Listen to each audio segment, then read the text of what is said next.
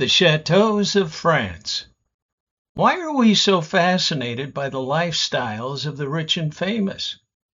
Is it curiosity, or are we drawn to wealth and power? In the Battle of 1776, Americans rebelled against the tyranny of a king, and a few years later, France followed suit by overthrowing its monarchy.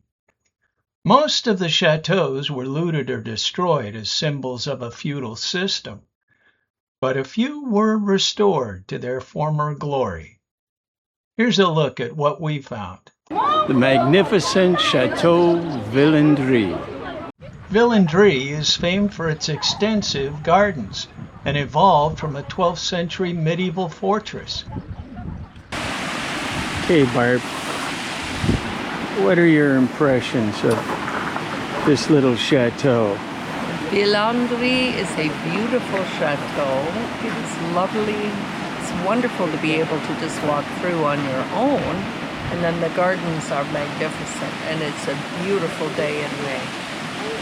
The gardens influence much of the interior design, including the kitchen garden, which supplies most of the fruits and vegetables. Upstairs, the floral arrangements are picked fresh from the gardens, and the windows are designed to give breathtaking views. There are 10 full-time gardeners employed to manage the 17-acre garden, which contains 32 miles of hedges. Welcome to Tours. Tours is a popular home base for exploring the Chateau region. With the medieval Old Town, Museum of Fine Art, and the stunning Cathedral Saint-Gatien, you'll find plenty to do here. But we chose the charming town of Amboise for our home base.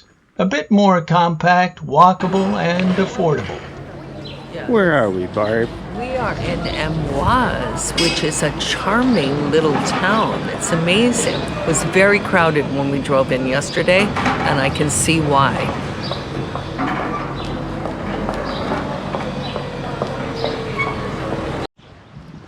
Welcome to Chateau Chenonceau, which is an amazing place. We've already gone through the farmhouse, we've gone through gardens, we've seen an apothecary, a science room, I don't know what else to call it. Invention room, yes, and it's pretty amazing, and we have yet to go into the chateau. But we will soon. Chateau Chenonceau is known as the Chateau of the Ladies, which was largely built and managed by influential women, including Catherine de Medici. This is the second most visited chateau in France, after Versailles. The gardens and bridge were added by Diane de Poitiers, who wielded as much power as the king. We are currently on the south bank of the River Cher, which in World War II was an area where the resistance could get people across into the free zone, which is where we are currently, from the occupied zone, which was on the other side of the chateau. The chateau was a bridge across the river.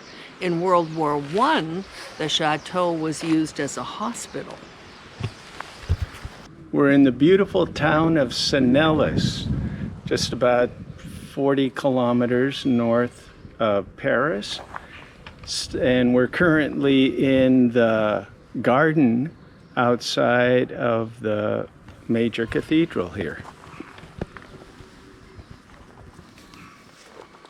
The Cathedral Notre Dame de Chantilly is over 870 years old, and is just one of the many historic sites dating back as far as Roman times. We're at the Chateau de Chantilly in the Rain, which was built in the Middle Ages, but then destroyed in the French Revolution. It was rebuilt by the fifth son of the last king of France, Louis Philippe, and he, in his will of 1884, decided to bequeath it to France, and that's where it is now. We timed our visit to Chateau Chantilly perfectly because we got here just as the rain started, which was pretty intense at times. He had a lovely collection. I have to say sometimes his taste in art was not as good as it could have been, but he had a lot of it. And it was very lovely of him to donate it to France and make it available for all the public to see. Chateau Chantilly also has an equestrian center with a racetrack, daily equestrian demonstrations and shows, open stables, and an extensive museum on the relationship between men and horses. We're in the Chateau Fountainbleau Gardens. Fountainbleau was home to 34 kings, 2 emperors, and contains over 1,500 rooms with the most furnishings of any palace or chateau in Europe. Napoleon, who crowned himself emperor, kidnapped 2 popes, holding them prisoner to gain more power and extract concessions. The first pope died while in captivity, and the second, Pius VII, was held in Fountainbleau for 2 years. History is a broken record. We can climb back on the merry-go-round afraid to get off, or we can make a different choice to just move on.